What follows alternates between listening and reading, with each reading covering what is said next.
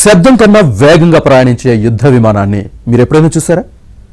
మనకు ఎలా కనిపిస్తుందిలే అనే అనుమానం అక్కర్లేదండోయ్.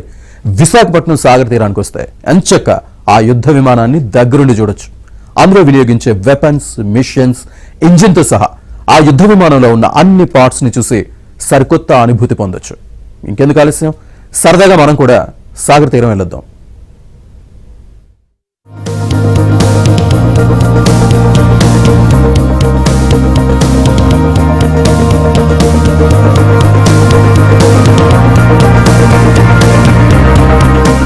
మనం చూస్తుంది విశాఖ సాగర్ తీరంలో కొలువైన sea harrier aircraft museum. గతంలో ఉన్నటువంటి రాజీవ్ గాంధీ మెమోరియల్ బిల్డింగ్ ను రీమోడిఫై చేసి దీన్ని ఏర్పాటు చేశారు. ఇందులో సీ హారియర్ యుద్ధ విమానం విఎంఆర్టీఏ ఆధ్వర్యంలో రూపొందించారు. సుమారు 10 కోట్ల రూపాయలు వెచ్చించి ఏడాదిన్నర కాలంలో దీన్ని అందుబాటులోకి తెచ్చారు. ఈ మ్యూజియంలో యుద్ధ విమానంతో పాటు వాటిలో వినియోగించిన ఆర్టిఫాక్ట్స్ అన్ని వస్తువుల విడి భాగాలను కూడా ప్రదర్శనకు పెట్టారు. ఇంజిన్, రెక్కలు, టైర్లు, పైలట్ దుస్తులు, వెపన్స్ ఇలా అన్నింటితో పాటుగా పర్యాటకుల కోసం స్టిమ్యులేషన్ కూడా ఏర్పాటు చేశారు. దీంతో పర్యాటకులను ఆకట్టుకోవడంతో పాటు విఎంఆర్టీఏకి ఆదాయాన్ని కూడా తెచ్చిపెడుతోంది.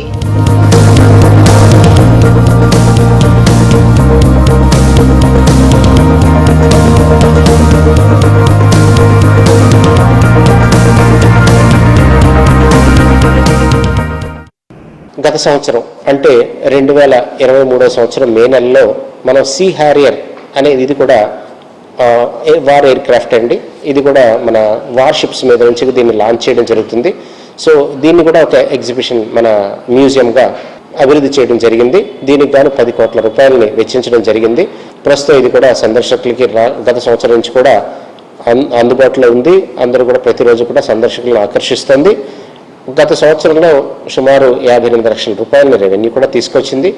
దీనిలో మన ఈ ఎయిర్ క్రాఫ్ట్కి సంబంధించిన సిమ్యులేటర్ని కూడా ఎగ్జిబిషన్లో పెట్టడం జరిగిందండి. సీ హారియర్ ను 1983లో యూకే నుంచి తీసుకొచ్చారు. 2016 వరకు రాయల్ నేవీకి సేవలను అందించింది. ఈ తరహా యుద్ధ విమానాలు కేవలం ఎయిర్ క్రాఫ్ట్ క్యారియర్ షిప్స్ లలో మాత్రమే ఉంటాయి. గతంలో ఉన్న ఐఎన్ఎస్ విరాట్ తో పాటుగా ప్రస్తుతం ఉన్న విక్రాంత్, ఐఎన్ఎస్ విక్రమాదిత్య లాంటి ఎయిర్ క్రాఫ్ట్ క్యారియర్స్ లో మాత్రమే ఇవి కనిపిస్తాయి. ఈ విమానం గతంలో యుద్ధంలో కూడా పాల్గొంది.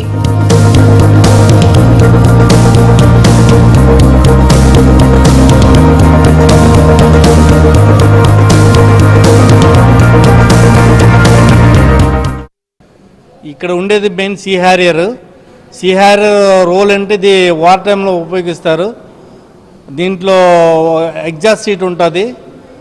ఎమర్జెన్సీలో పైలట్ విత్ ఎగ్జెక్షన్ సీట్తో ఎస్కేప్ అవుతారు. ఫ్లైట్ కింద పడిపోయి డిస్ట్రాయ్ అయిపోద్ది. ఇది 1983లో మనం యూకే దగ్గర నుంచి కొన్నాము, బ్రిటిష్ దగ్గర నుంచి. సింగిల్ సీట్ ఎయిర్ క్రాఫ్ట్ ఇది.